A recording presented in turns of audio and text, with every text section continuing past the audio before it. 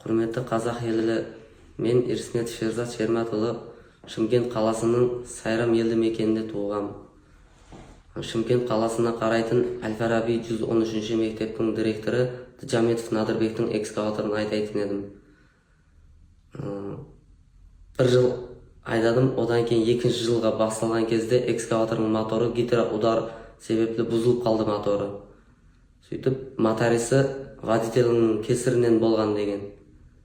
Ол үйіне шақырып, нағашым екеуі мені ұрып соқты. Басыма пистолет тіреп, нотариусқа дейін апарып, алмаған ақшаны алдым деп жаздырды.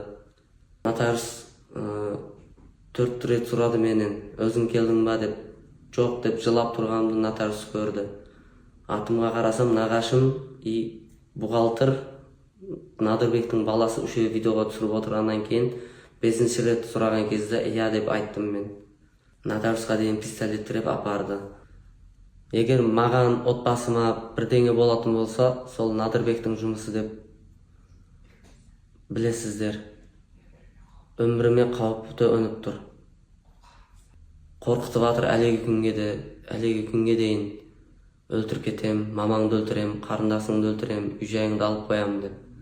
Президентіміз Қасым-Жомарт Тоқаев мырзаға, Шымкент қаласының әкімі Ғабит Әбдімәжитұлына, Шымкент қалалық мәслихатының төрағасы Бахадыр Мәделұлына, Шымкент қалалық мәслихатының депутаттарына, Аманат партиясы Шымкент қалалық филиалының төрағасы Мұрат Жаңабайұлына, Қазақстан Республикасы ұлттық қауіпсіздік комитеті Шымкент қаласы бойынша департаментінің басшысы Руслан Сейсенбаевқа сіздерден көмек сұраймын. Жолында көмек берулеріңізді сұраймын.